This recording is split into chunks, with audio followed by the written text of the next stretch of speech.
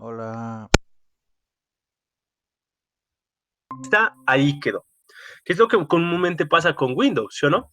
Ahora tenemos Windows 10, pero después en un futuro, pues muy seguramente vamos a tener otra versión que se adecue mejor a las diferentes situaciones, ¿sí? Y por ejemplo, XP, Vista, esos ya quedaron descontinuados, ya no se les hace mantenimiento. Ahí quedó. Muy bien. Entonces, vamos a hablar ya como tal de las fases de este ciclo, todas las fases que comprende este ciclo. Perdón, voy a venir por aquí. Ya, silenciar. ¿No? Muy bien.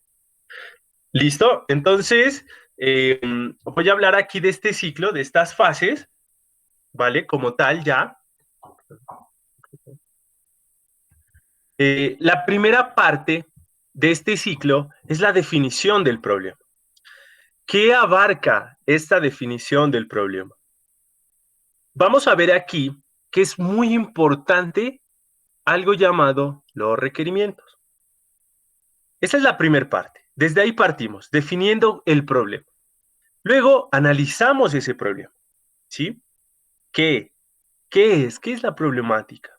¿Cómo voy a hacer? ¿Qué debo obtener? ¿Sí? Luego de que yo ya tengo todo eso claro, procedo a hacer el diseño de la solución. Yo ya entiendo qué es lo que va a ingresar a mi sistema, qué es lo que va a proceder con mi sistema y qué es lo que va a generar mi sistema. Cuando yo ya tengo eso en la cabeza, lo diseño, lo escribo y lo pruebo a ver si funciona. Y una vez que él funcione, lo codifico, ¿sí? Lo paso a un lenguaje de programación que yo domine. Cuando yo ya codifico mi sistema, lo que hago es pasar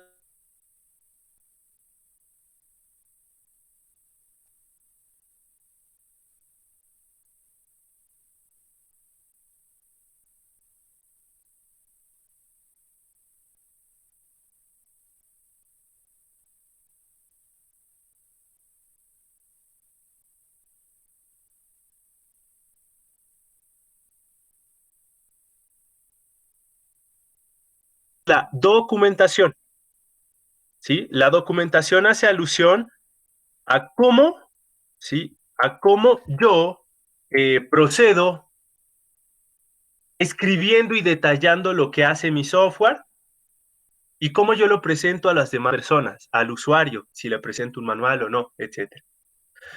Finalmente, vamos a un séptimo paso, que es la parte del mantenimiento, ¿sí? Que es ir actualizando el código, ir actualizando el software. Así que aquí podemos ver gráficamente esas etapas. Partimos de la definición, vamos al análisis, al diseño, la codificación, la etapa de pruebas y depuración, la etapa de documentación y la parte de mantenimiento. Aquí en mantenimiento lo que se hace es actualizar el software, ¿sí? Vemos aquí la flechita, subimos nuevamente y empezamos. Definición, análisis, diseño, codificación, pruebas, documentación, mantenimiento y vuelve. Por eso se le conoce como ciclo de desarrollo.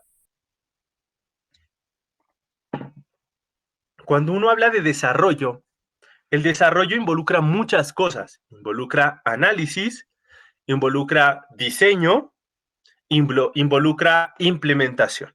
Y dentro de ellas hay etapas. Dentro del análisis hay la identificación del problema. Dentro del diseño es tomar eso que me arroja ese análisis y generarlo dentro, o bueno, vincularlo dentro de mi sistema. Para la codificación, pues yo necesito, perdón, para la implementación, pues yo ya necesito tener algo funcional, ¿sí?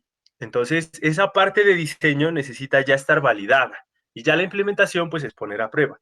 Así que en software, esas etapas se desglosan aún más. Por ejemplo, la implementación, pues necesita de un código para implementar. Y se adicionan etapas de documentación y mantenimiento, haciendo alusión a que esto debe seguir mejorando. Y para mejorar, pues yo necesito información. Muy bien, entonces vamos a detallar cada una de ellas. Primero, pues, dentro de la identificación del problema, necesitamos una problemática. La identificamos y tenemos que validar que ella sea susceptible de resolverse a través de un software, porque si no se puede resolver con un programa informático bajo la parte de computación, pues entonces pues no tendría sentido, ¿sí? Entonces, esto se centra en un problema, todos, o sea, en software cuando nos contratan es porque se asume que los problemas son susceptibles de generarse, de resolverse a través de software. Pero nosotros pues validamos y vemos que no vayamos a meternos a nadar a un océano pudiendo nadar en una piscina, ¿sí o no? Entonces, eso es algo que se debe tener cuidado, ¿no? O sea, hay problemas que son susceptibles de resolver a través de software, ¿sí? Pero, ¿qué tan viable es hacer eso? Es complejo, lo puedo lograr en el tiempo que me... Definición del problema, identificar esa necesidad no surge de la nada, surge después de que nosotros hemos detallado el problema, hemos estudiado a fondo, hemos revisado de forma rigurosa el sistema de la organización, de la empresa o de la persona que quiere que resolvamos el software. Aquí determinamos a partir de unos requerimientos, si el usuario nos dice, mire, yo necesito que mi software funcione de tal manera, que tenga una interfaz, que se pueda conectar a internet, que yo la pueda ver desde el móvil, que me integre impresoras, teléfonos IP, no sé, ¿listo? Entonces, impresoras, sí, o sea que ya empezamos a levantar, ¿sí? Todo lo que necesita el usuario. A eso se le llama análisis de requerimientos. Es importante que nosotros tengamos ese conocimiento, porque con eso es donde nosotros decimos al usuario, sí, podemos generar ese software o no, no es viable para nosotros hacerlo, porque hay gente que a veces pide software, pero te lo pide en un mes. Y tú analizas y dices, con el equipo de trabajo que tengo actualmente, o incluso, supongamos, no estoy solo trabajando en este proyecto, me demoró 3 meses. No, pues metamos más gente, sí, pero quizás el recurso que tiene el usuario no es el suficiente para pagar a otros programadores o desarrolladores. Entonces, ya empieza a haber ahí situaciones, ¿no? Entonces, ya vemos que hay situaciones en relación a lo que quiere el usuario y en relación a con qué cuenta el usuario, ¿sí? De acuerdo a eso, pues uno entra a negociar, le dice, pues sí, mire, este es el software, se le va tanto tiempo, por lo tanto, pues el costo será de tanto, ¿sí? O se irá a tal equipo de trabajo y se irá a tanto costo. Muy bien. Luego viene la fase de análisis del problema. Aquí, cuando nosotros ya hemos reunido todos los requerimientos, cuando nosotros ya identificamos el problema, buscamos comprenderlo, ¿sí? ¿Qué tengo? ¿Qué debo obtener con mi software? ¿Cómo lo voy a hacer? Entonces, con eso nosotros podemos comprender cuál va a ser el problema a resolver. Cuando nosotros ya tenemos esa información, ya hemos verificado el entorno donde se encuentra ese problema, podemos generar una solución que sea eficaz. Cuando contamos con la información suficiente y necesaria, podemos hacerlo. Si no la tenemos, entonces nuestra solución no va a ser eficaz. Si el usuario se reúne con nosotros, levantamos los requerimientos, es responsabilidad de nosotros levantar totalmente los requerimientos, es decir, qué es lo que pretende el usuario, ¿sí? ¿Qué es lo que quiere lograr? Es responsabilidad de nosotros. Pero si el usuario después va y cambia y dice, no, vea, qué pena, lo que pasa es que yo no necesitaba un software de aplicación. Lo que yo necesitaba era un software web, ¿sí? Y nosotros ya nos gastamos el dinero, el tiempo, los recursos programando una aplicación de escritorio. Pues ahí ya no es culpa de nosotros porque el usuario en principio nos pidió de aplicación, es decir, de versión de escritorio, ¿sí? Entonces ahí ya se sale de nuestras manos. Ahí ya no podemos hacer nada, no se puede hacer ese tipo de cambio, pues a no ser que el usuario diga, pues sí, cuento con más recursos para hacer ese cambio.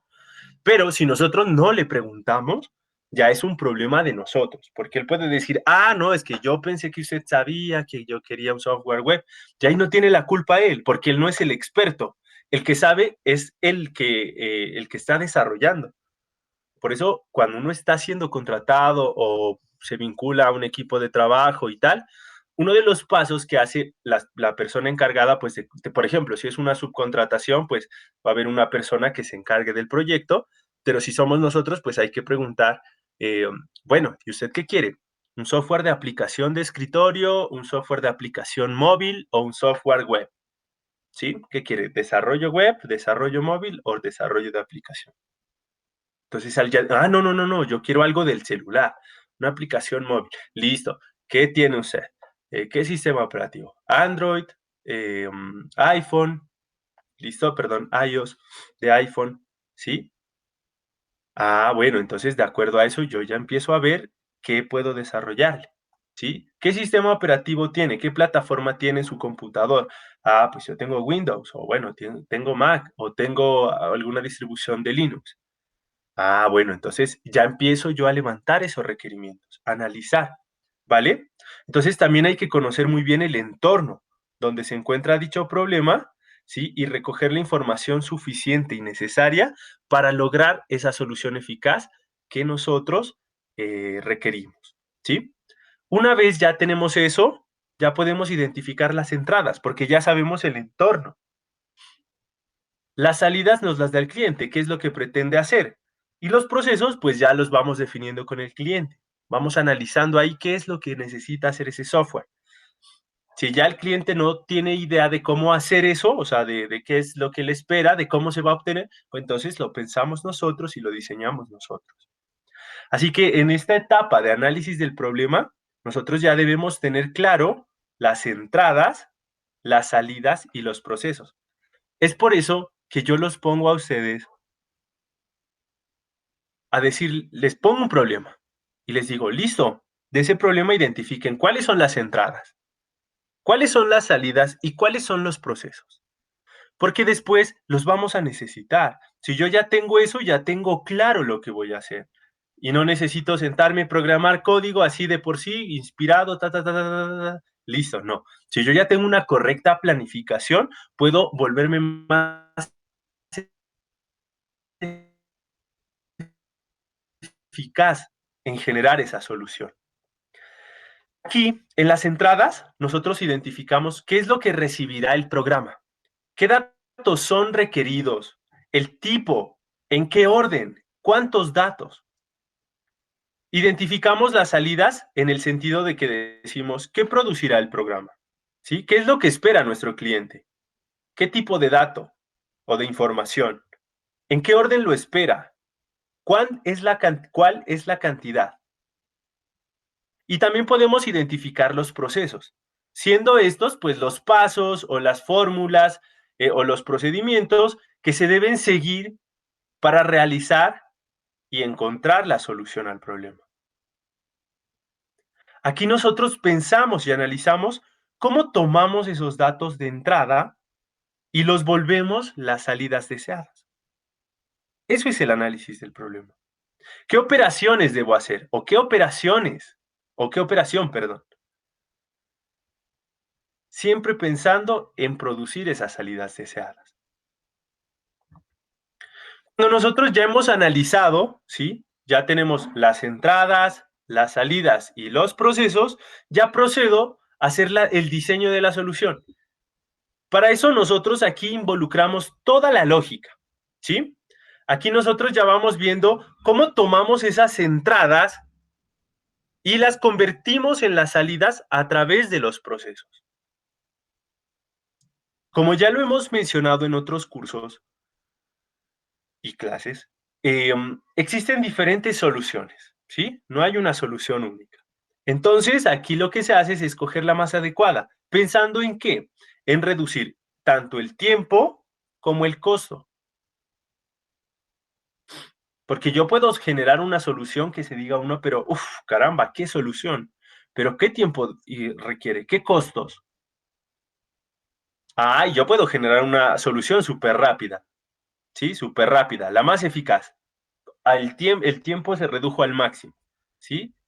Quizás el costo se elevó o puede ser que fue una solución muy sencilla, muy elemental, que no responde a todo el problema, se redujo el costo, pero no fue lo que se esperaba. Por eso hablamos aquí de eficaz y no de eficiente, porque para hablar de eficiente necesitamos reducir tiempos y reducir costos. Y en programación eso es algo muy difícil. No es tan fácil reducir tiempos si no tenemos buenos costos. Y no es tan fácil reducir costos si queremos buenos tiempos. Entonces, el diseño de la solución, ya hablamos, eficaz, se realiza en 2 pasos. Primero, es elaborar un algoritmo. Ya que hemos recopilado los requerimientos, la información necesaria, ¿sí?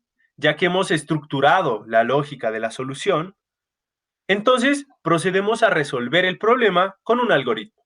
El algoritmo puede ser ¿qué? Puede ser un diagrama de flujo o puede ser un pseudocódigo. El hecho es que ese algoritmo se pueda representar, ¿sí? Se pueda traducir a un lenguaje de programación. Por eso es que yo los puse a hacer en uno de los exámenes, diseño un algoritmo, ¿sí?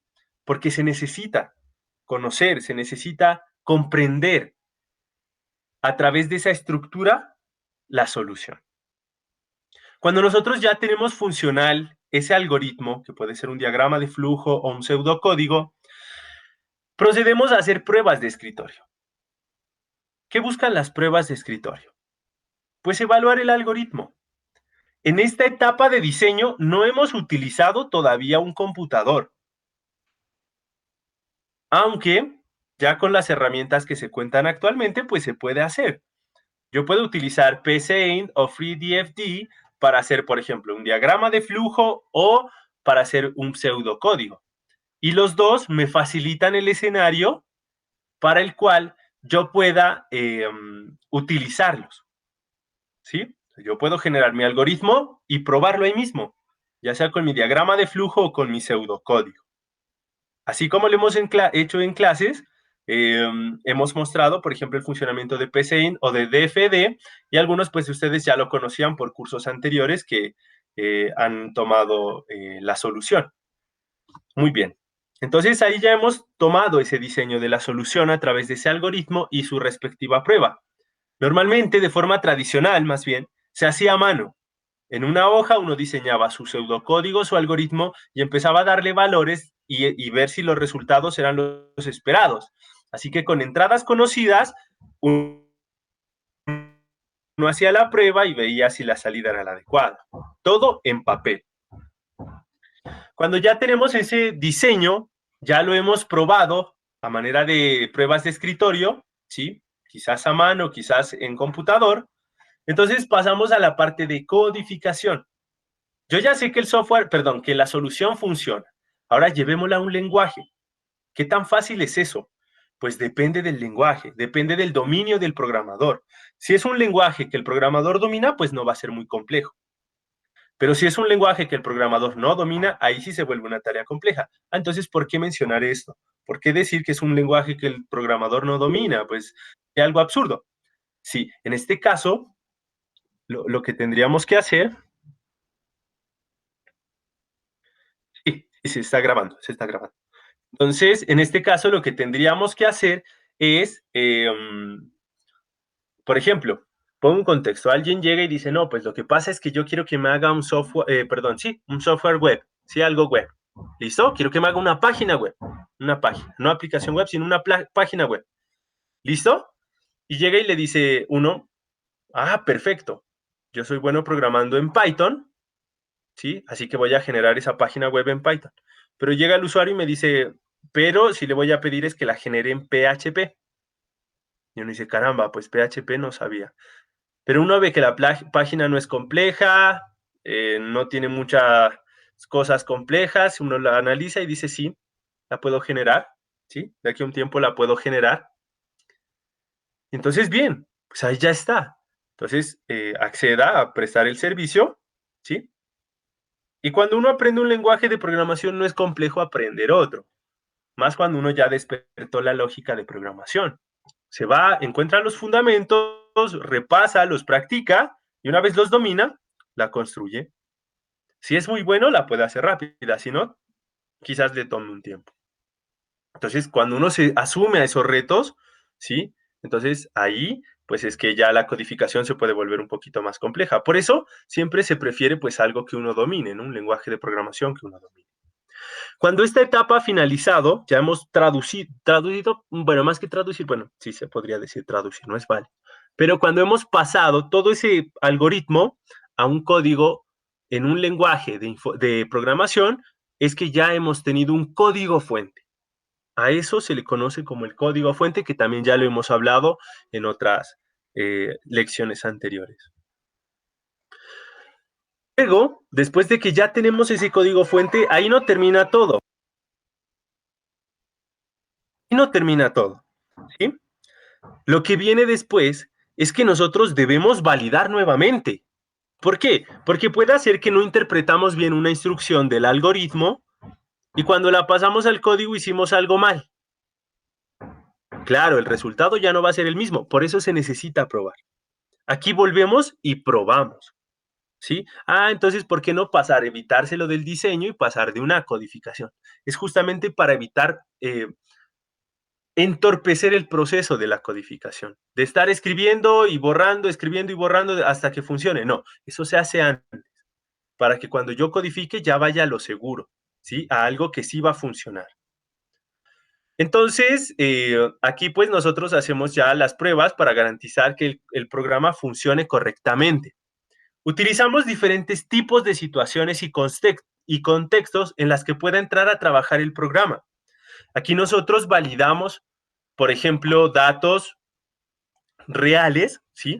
Datos reales que sean válidos, como lo digo, pero también que no sean válidos. Entonces el programa debe decir datos no válidos.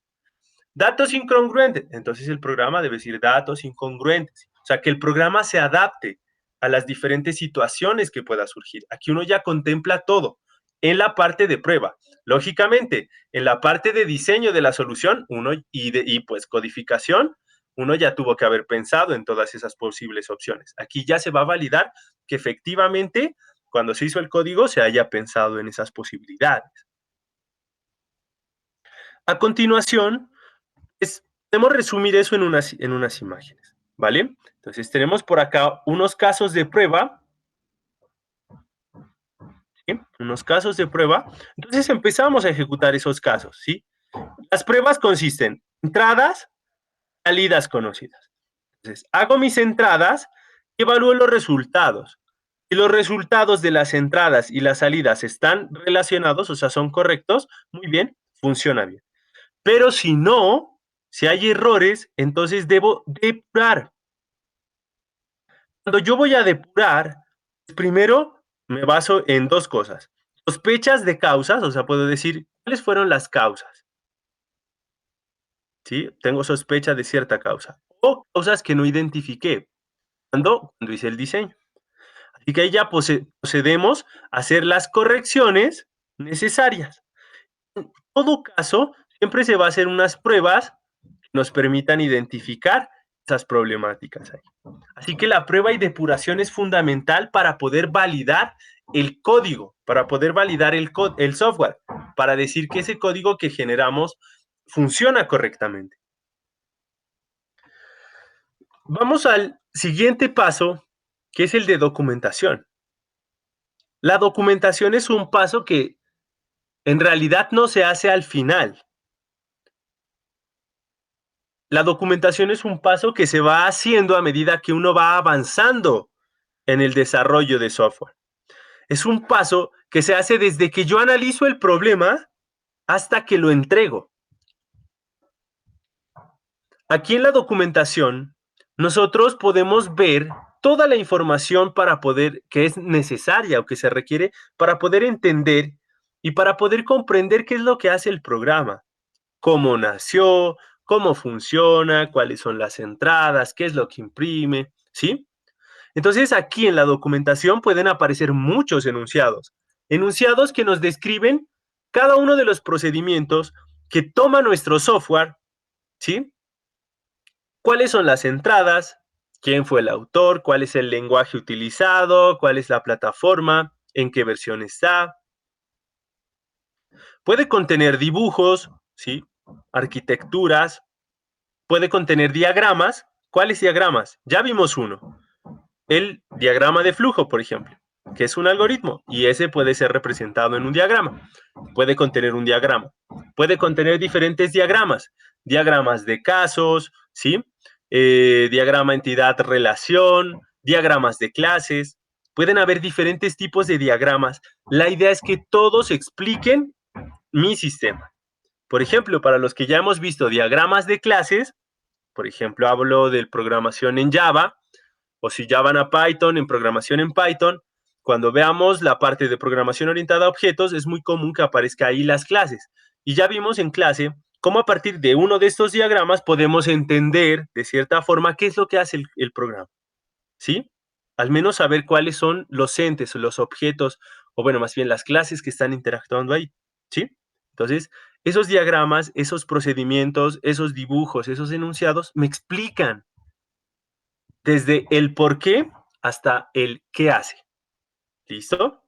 Cuando yo tengo toda esa información, cuando yo ya la conozco y yo ya la manejo, pues ya me facilita modificar el código, ¿sí? Esto es una etapa importante que es la etapa de mantenimiento. Cuando supongamos, yo estoy en una empresa, desarrollo o tengo mi propia empresa, que sería lo ideal, estoy desarrollando, ¿listo? Le vendo el software a un cliente, luego el cliente creció, se volvió más grande el negocio. Entonces vuelve a mí porque le gustó cómo desarrollé el software, cumplí con las expectativas que él tenía, los tiempos, los costos fueron adecuados para él, tanto para mí como desarrollador, y él luego viene y dice, no, hermano, usted mismo se recomendó, usted trabaja muy bien, una excelente forma de trabajar. Así que yo quiero que me continúe desarrollando el software. Quiero que al software que ya hizo le adicione esto. Entonces crecieron los requerimientos. Así que la definición del problema ahora cambió. Por lo tanto, debo volver a analizar, debo volver a diseñar, volver a codificar, volver a probar y volver a documentar. No, pero entonces no, mejor que no me contrate. No se trata de eso. Eso es lo bonito de esto. Que si uno mismo se recomienda, pues luego va a venir la persona y lo va a volver a contratar. Le va a volver a pagar porque va a ser el mismo proceso. ¿Sí? Entonces ahí uno mismo ya empieza a generar un trabajo a largo plazo. Entonces, eso sale cuando soy yo, ¿no? Por ejemplo, el que desarrollé y vuelvo y recae en mis manos la tarea de actualizar o de mantener, ¿no? el software. Pero si, por ejemplo, cayera en alguna otra persona, yo ya dejé, salí de la empresa, entonces llega otra persona. Viene y dice, listo, páseme el software, yo voy a actualizarlo, voy a hacerle mantenimiento, bueno, evaluarlo y tal. Listo, se lo paso. Entra y no sabe nada del sistema. No sabe qué es lo que hace. ¿Por qué? Porque no hay una correcta documentación, ¿sí? Es nuestra responsabilidad cuando generamos un código documentarlo. ¿Para qué? Para que nosotros o futuras personas que vayan a mantener, a modificar o actualizar el código, pues sepa qué es todo eso que tiene ahí, esas líneas de código. Así que la documentación hay de tres tipos. Hay la interna, que es la que se añade dentro del código. Yo digo, aquí se declaran las variables, que eso es algo pues muy elemental que ya sabemos, podemos encontrarlas locales, globales. Aquí empiezan los procedimientos, aquí imprimo la salida tal, ¿sí? Aquí genero, aquí conecto a la base de datos, aquí llamo a la clase tal, aquí heredo, ¿sí? Entonces, aquí genero la función, llamo a la función. Entonces, todos esos procedimientos deben ser comentados, deben ser presentados dentro de la documentación interna. La documentación interna, entonces, es la que está dentro del software. ¿Listo? Dentro del código. Ahí aparece. Cuando yo abro el código, la encuentro. ¿A manera de qué? A manera de comentarios. Luego aparece la documentación externa. Esta sí ya viene, estas sí son hojas, ya sea en físico o digital, en las cuales yo describo el problema. ¿Cómo nació el software? Pues de un problema. Entonces debo detallar el problema para que la persona que vaya a hacer el mantenimiento o yo en un futuro se me olvidó que era lo que hacía el software. Entonces leo y ya recuerdo. O la otra persona que ingrese, pues va a entender. Ahí pues podemos describir el problema, pues más bien no podemos, deberíamos describir el problema, los datos pues del autor lógicamente, pues necesitamos ese crédito, ¿sí o no? Nosotros gastamos nuestro tiempo, a pesar de que nos pagaron y todo, pero gastamos tiempo, invertimos ahí nuestra inteligencia, nuestra capacidad para poder generar ese software. Incluimos el algoritmo, que puede venir en forma de pseudocódigo o de diagrama de flujo. Incluimos el código fuente, o sea, el código que hemos generado en el lenguaje que hemos escogido. Decimos, este es el código fuente en un lenguaje Python, Java, Ruby, Perl, Go, Kotlin, etc. ¿Listo? Y decimos cuáles son las limitaciones del programa. El programa solamente se puede conectar a 2 bases de datos porque así lo pidió el cliente y así se lo diseñó. El programa puede hacer solicitudes a través de un API que se conecta con un servidor que tiene un Debian y que ni sé qué, ¿sí? Pero necesita solamente un servidor tal. La dirección IP puede ser, solamente es fija porque el cliente quiso así. El cliente mandó a instalar la aplicación que generamos a un servidor, ¿sí? Y el servidor era un Windows Server, así que está programado para Windows Server. Todas esas limitaciones, ¿sí? Deben ser descritas. Así la persona que llegue a revisar, a hacer el mantenimiento, a revisar el código, pueda comprender, ¿sí? Ya, está en Windows Server, entonces, pues si ya quiero pasar a otros servidor, a otro sistema operativo de servidor, pues entonces, pues ya debo ver qué es lo que voy a hacer ahí. No, que ya el cliente ahora lo quería para Debian. Quizás le sirva la lógica, ¿sí? Del lenguaje, pero ahora necesita otros componentes, otros elementos, otras API quizá. Bueno, entonces ahí ya está sucediendo algo. Y es que esa documentación externa me permite a mí entender todo eso. Y otra parte de la documentación que es muy importante es la del manual de usuario.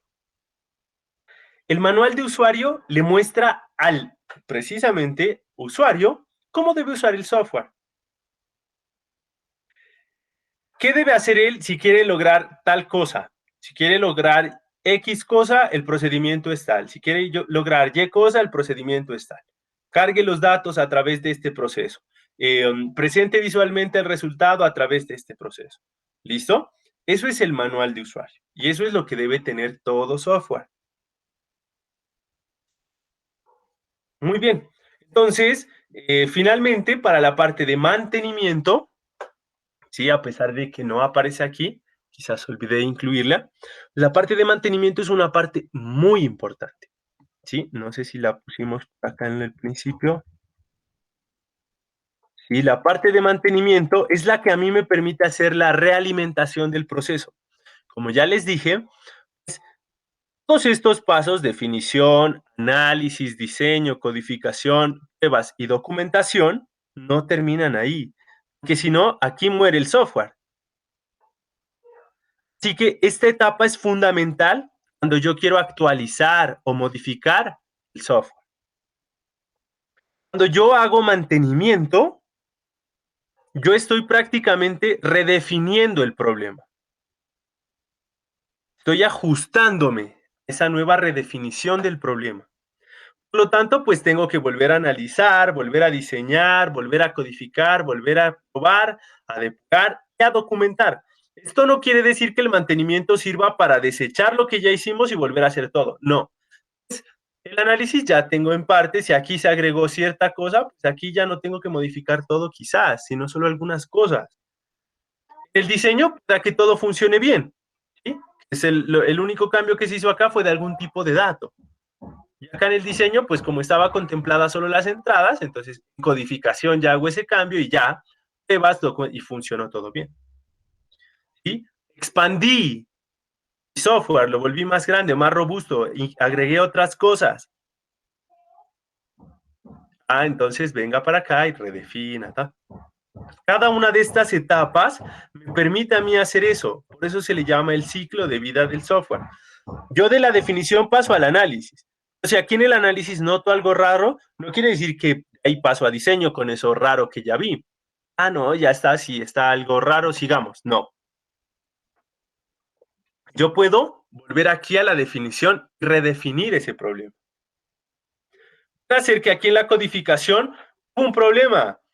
Entonces, pues vuelva aquí, defina a definición, evalúe si el problema que presenta acá surgió desde aquí. No, acá, no, aquí sí. Bueno, entonces depuremos aquí o ejecutemos una acción de corrección aquí. No, que sí, fue en análisis. Entonces aquí. ¿Sí? Entonces, siempre que nosotros identifiquemos dónde está el problema, ¿no? Que en codificación, y ya venimos acá en documentación y nos dimos cuenta que quizás nos faltó algo ahí en codificación, entonces vamos y corregimos, ¿sí?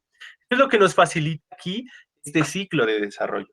Eso el mantenimiento es una de las etapas fundamentales también.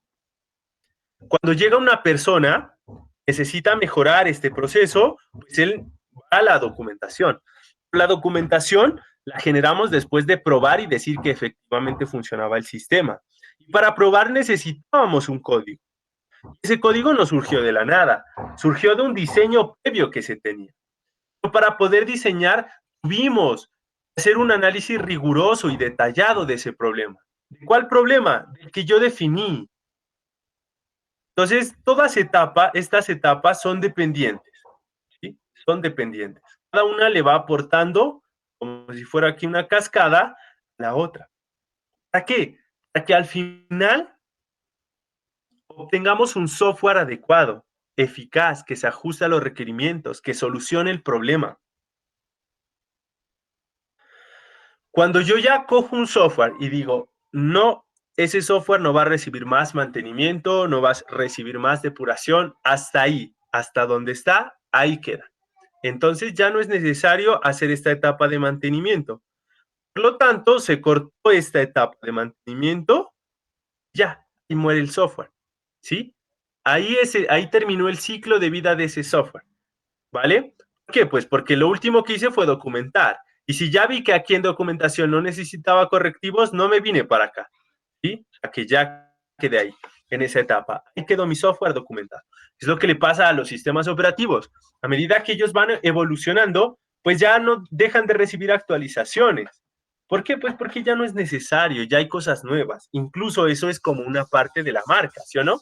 Por ejemplo, Windows, si usted tenía Windows XP o Vista, pues hermano, gracias por usar mi sistema operativo. Pero si tenía Windows 7 o quizás Windows 8, ellos le dicen, ¿quiere usted actualizar a Windows 10? Es gratuita. Pues porque tiene una licencia, pero los XP y Vista, no, ya perdieron su toque, entonces ellos ya se quedaron muy atrás, ya no reciben la actualización gratuita al sistema operativo. Y de hecho creo que 7 no, sino desde 8 y 8.1 solamente podían hacerlo. Y los otros ya se quedaron obsoletos, se quedaron atrás. Entonces es que ahí hay una situación y es que también la parte de la marca, ¿no? O sea, si ellos quieren vender, pues no van a tener el software, el mismo software ahí. Pero claro, son ellos mismos los que venden el software. En cambio, a mí me contrató un cliente. Y el cliente si le interesa que conserve el software, solo que lo evolucione, lo escale, lo vuelva más grande. A él no le sirve al cliente que yo le vuelva a hacer de nuevo todo, porque él sabe que eso cuesta más, que se necesita tiempo, se necesita recursos, se necesita dinero. Entonces él parte de lo que ya está hecho y pide pues, que se le actualice. Y yo le digo, no, yo no se lo actualizo, mejor cómpreme otro. Entonces él dice, no, no me alcanza, muchas gracias. Y va a buscar otro programador y de seguro el otro programador sí se le mide. ¿Por qué? Porque ya tiene la definición, el análisis, el diseño, la codificación, las pruebas y la documentación. Es la documentación y entiende todo esto. Y ya empieza a hacerle mantenimiento, a actualizar, a crear módulos adicionales, etcétera. Al final, generó su software, se lo actualizó. Entonces, por eso es que hay que generar un buen software y pues hay que considerar que sí se le tiene que hacer un mantenimiento, que el software no muere cuando yo termino. A no ser que yo diga, ya no voy a hacer nada más con él. Entonces ahí sí, ahí muere, ahí quedó. Pero si yo veo que el software no funciona bien, que después voy a hacer actualizaciones, que el diseño está flojo, entonces ese ciclo sigue, debería mantenerse. No lo puedo interrumpir porque en realidad no lo he terminado el software. Así que esa es la charla del día de hoy. Esa es la charla que traía para todos ustedes. Hablar sobre el ciclo de desarrollo de software. Y esto no es solo aquí, en software. También hay en más cosas, más actividades. Por ejemplo, en el trabajo de grado. El trabajo de grado no es algo que se va haciendo etapa tras etapa y se quemó esta etapa, sigue la que viene, la que viene, la que viene. No, es una etapa que se está realimentando constantemente. Si yo veo que en el marco experimental de mi trabajo de grado hay algo mal, quizás fue porque no me documenté en el marco teórico muy bien. O porque quizás los objetivos fueron muy ambiciosos o no contemplaron bien lo que se pretendía hacer. Entonces debo replantear, ¿sí? Entonces, esto no se aplica solo aquí. Ese ciclo no solamente es para el software, es para muchas cosas, ¿sí? Incluso en la vida misma. Así que, pues bueno, en este caso les he hablado de ese ciclo de vida del desarrollo de software, ¿sí? Espero les haya sido, pues, de mucho agrado y de mucho interés y que nos quede claro que eso es un proceso continuo, es un proceso de mejora continua y que no solamente se aplica en el caso de software, sino que lo podemos extender a otros trabajos, actividades, acciones, estilos, etcétera. Con eso pues me despido, finalizamos ya esta sesión, espero haya sido mucho de su agrado y que les deje muchas enseñanzas. A todos los que se conectaron y pues también a los que van a ver después la grabación, les agradezco mucho, ¿sí? Y espero que en otra ocasión poder compartir más de charlas de este tipo que permiten eh, fortalecer ese conocimiento, ¿no? Y más, bien, más que fortalecer, bueno, se me fue la palabra, es como que comprender que es un proceso continuo, de mejora, de evolución, ¿sí? Pero de forma continua, ¿vale? Entonces vamos a dejar hasta ahí. Muchas gracias por su atención. Nos vemos en una próxima sesión de clase. Espero les vaya muy bien en su día. Profe, ¿y si la grabó? Sí, sí, sí, y la grabé. Ujú. Ah, es que no aparece el botón de grabado ahí. No, no, lo que pasa es que la grabé aparte, porque Ujú. como esta charla no solamente va para ustedes, sino también para los otros grupos de programación, es para todos, entonces aproveché de una vez y la grabé en otro enlace para que quede de forma general y no solamente quede pues para el grupo de tercero, de programación 3, perdón. ¿Listo? Listo, profe, muchas gracias. Ajá. Entonces, Y apenas esté ya la grabación, yo ya se las comparto y ya la van a poder revisar. listo, profe, gracias. Bueno, que estén muy bien y gracias pues a los que se pudieron conectar. Les envío un fuerte abrazo. Nos vemos el viernes. Chao, profe. Bueno, chao, que estén muy bien.